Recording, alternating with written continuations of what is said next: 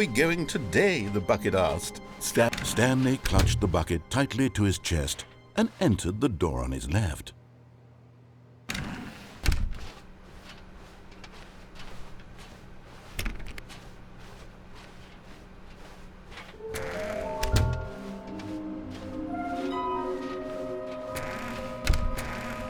"Stanley, we must move on from this broom closet, simply because I have no remaining stickers." Coming to a staircase, Stanley and the bucket walked upstairs to the boss's office. But Stanley just couldn't do it. He considered the possibility of facing his boss, admitting he had left his post during work hours. He might be fired for that. And in such a competitive economy, why had he taken that risk? All because he believed everyone had vanished? His boss would think he was crazy. And then something occurred to Stanley. Maybe, he thought to himself, maybe I am crazy. He looked down at the bucket in his arms. "Am I crazy?" he asked the bucket. The bucket returned his gaze, but said nothing at all. That's strange, Stanley thought. Usually the bucket is a source of guidance and wisdom for me in difficult times such as these. He held the bucket close, yet felt none of its familiar reassurance and comfort.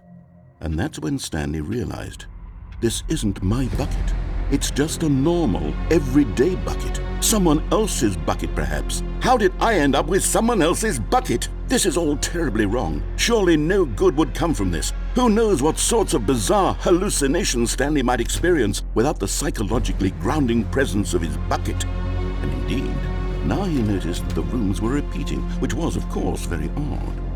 And now he felt himself floating off the ground.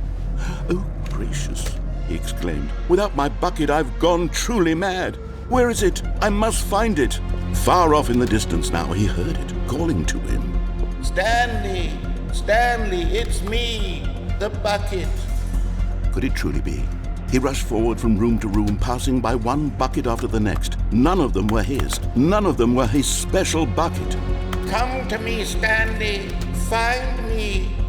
He had to find the bucket. He had to return to his old friend. It was the only way to truly restore his sanity. And then suddenly, he froze dead in his tracks. He knew where the voice of the bucket had been coming from.